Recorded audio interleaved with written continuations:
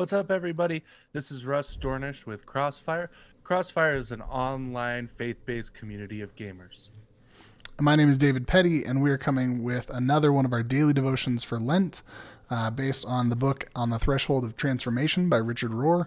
We're taking these daily meditations for men, and we're opening them up. Today is day 20, 20, 21. 21. Today is day 21, the deeper questions. Education, both secular and religious, has for many years given people easy answers to questions they weren't even asking. People accept the answers too quickly, and these answers sink about an inch deep.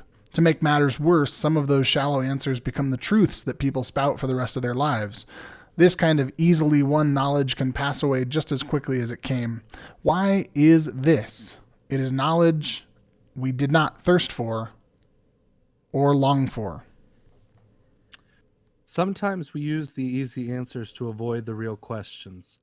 Because we know the answer already, we stop searching. We sit down and remain stationary rather than stepping into the difficult journey of hard-won faith. Many people are no longer on a journey. They've accepted the easy answers before they've even struggled with these deep questions. So today's first deep question is, what easy answers have I examined honestly and then kicked out of my way on this spiritual path? And the second question is, what easy answers still allow me to avoid struggle and longing?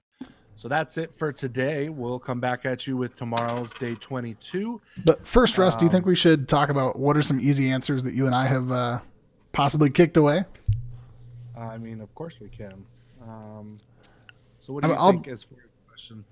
Yeah, I think for me, I'll start. I mean, some of the things are the things that I find in like this book, Adam Hamilton's Half Truths, talking about the easy answers that are like the bumper sticker things of, like everything happens for a reason, or, God helps those that help themselves.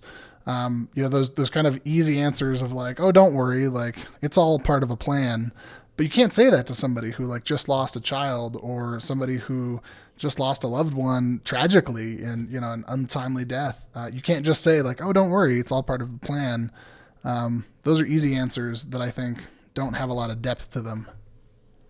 Well, to go along with that, I mean, look at what we're dealing with right now, and how many people I've heard say, I don't need to worry about this virus because God's got me. So I'm just going to go about my life and God will take care of everything. So I think that's, again, the easy answer we give of like, God's our excuse almost more than God is the true answer. So I definitely think that goes hand in hand. Yeah, I mean, it reminds me of the you've probably all heard that story, right? Of like the woman who's there's a flood and she's like, God's gonna save me, and this car comes up, in the deep water, and the car is like, the person in the car is like, get in, and she's like, no, God's gonna save me. And finally, the waters rise. This boat comes by. She walks out on the second floor, and the boat captain says, get in the boat, and she's like, no, God's gonna save me. And then finally, she's up on the roof of her house, and the helicopter comes and says, get in the helicopter. She says, no, God's going to save me. And then later up in heaven, God's like, what's going on? Like, why are you here? She's like, well, you were going to save me. And he said, yeah, I sent you a car and a boat and a helicopter. Like, what more did you want? I mean, those kind of easy answers of like, don't worry about it. But I think sometimes worrying about it or taking precautions, right, like with this virus, is the way that we are being prepared to be saved, to be smart, not to just rely on those easy answers. Yeah, and I mean, that kind of goes hand in hand with the second question, which is what easy answers still allow me to avoid struggle and longing.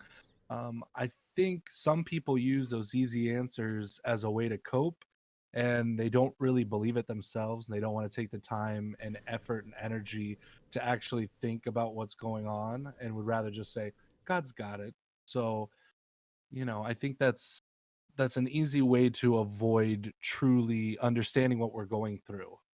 Yeah, I don't know the last time I've seen somebody say, I don't need to wash my hands at all because God's protecting me. It's like, no, God is protecting you by giving you soap and water. Exactly. Yeah. All right. Well, I think that's it. I think that's it for today. Okay. So, as Russ said, join us tomorrow, day 22.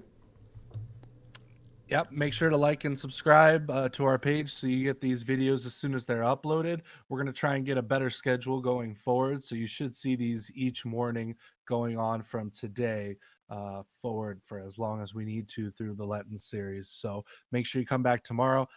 Join us on our Facebook page at CrossFire Faith and Gaming to continue the conversation. And we'll see you guys tomorrow. God bless. CrossFire.